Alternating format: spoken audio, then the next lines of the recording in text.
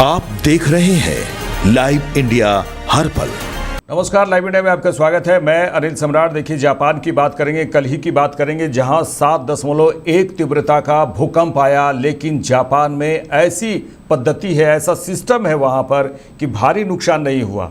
हालांकि आने वाले लगातार, कहा जाए, जापान में लगातार भूकंप का जो सामना है वहाँ के लोग करते हैं। लेकिन देखिए वहाँ पर किस तरह की व्यवस्था है, उसकी हम चर्चा करेंगे कि इतनी बड़ी त्रासदी, कहा जाए भूकंप 7.1 बहुत बड़ी घटना हो सकती थी और होती है, लेकिन जापान में ऐसी व्यवस्था की गई है, बड़ा ही कम नुकसान हुआ।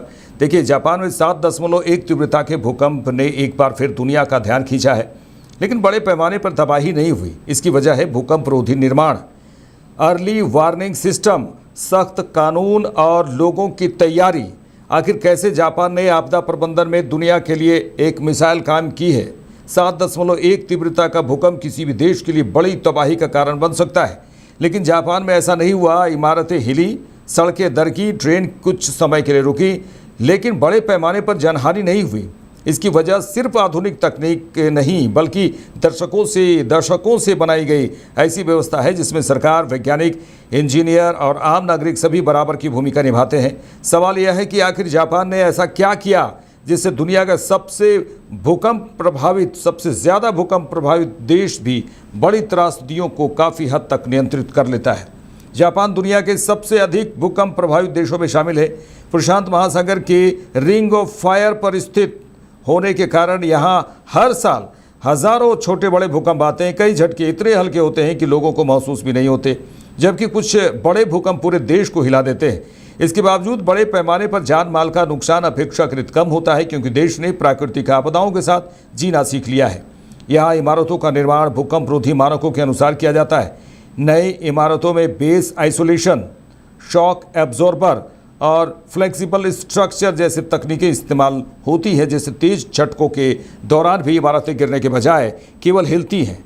पुराने भवनों को भी समय समय पर मजबूत बनाया जाता है। जापान की सबसे बड़ी ताकत उसका अर्ली अर्थक्वेक वार्निंग सिस्टम है। देश भर में हजारों सेंसर लगातार ज़मीन की हलचल पर नजर रखते हैं। जैसे ही शुरुआती भूकंपीय तरंगें दर्ज होती हैं, कुछ सेकंड के भीतर मोबाइल फ़ोन, टीवी, रेडियो और सार्वजनिक प्रसारण प्रणाली के जरिए लोगों को चेतावनी मिल जाती है। यही नहीं, शिकानसेन बुलेट ट्रेन जैसा कि आपने सुना है, अपने आप रुक जाती है। गैस सप्लाई बंद हो जाती है। परमाणु संयंत्र सुरक्षा मोड में चले जाते हैं और लिफ्टें अपने नज़दीकी फ्लोर पर रुक जाती हैं। कुछ सेकंड का यह समय हज़ारों लोगों की तकनीक बचाने में अहम साबित होता है। सोचिए क्या टेक्निक जापान ने इस्तेमाल किया है।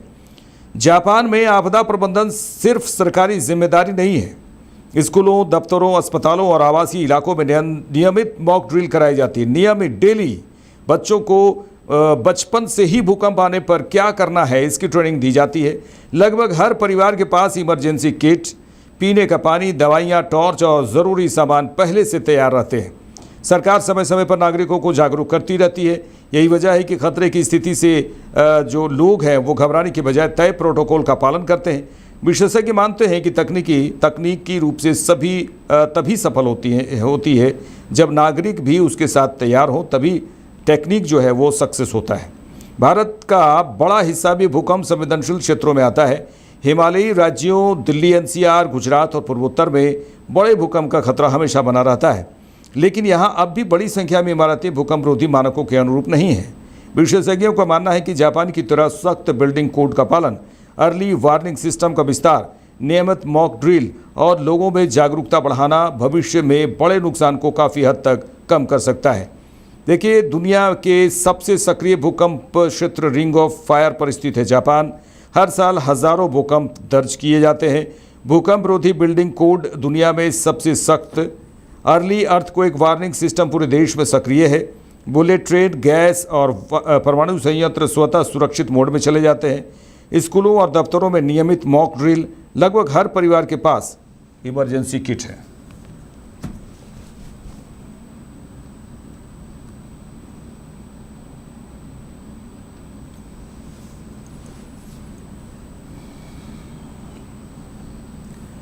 तो दर्शकों, आप समझ सकते हैं और किस तरह से भूकंप कहा जाए, जापान में हर साल बड़े छोटे कई भूकंप आते हैं, लेकिन जापान की टेक्निक जो है वो काफ़ी काबिल तारीफ़ है और एक तरह से मिसाल है कि किस तरह से इतने बड़े भूकंप, अगर कल ही की बात करें 7.1 तीव्रता की भूकंप मापी गई है, जो काफ़ी होती है, लेकिन उसके बावजूद भी जापान में बहुत कम नुकसान में बहुत बड़ा बचत कहा जाए, ये पूरी तरह से जापान का टेक्निक जो है काफ़ी काम किया है कल की बात करें तो, और आने वाले समय में भी जापान पूरी तरह से तैयार है। देखते रहे लाइव इंडिया।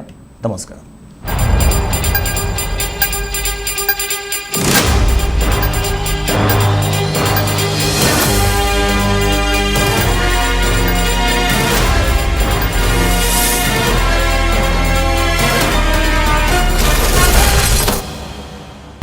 आप देख रहे हैं लाइव इंडिया हर पल।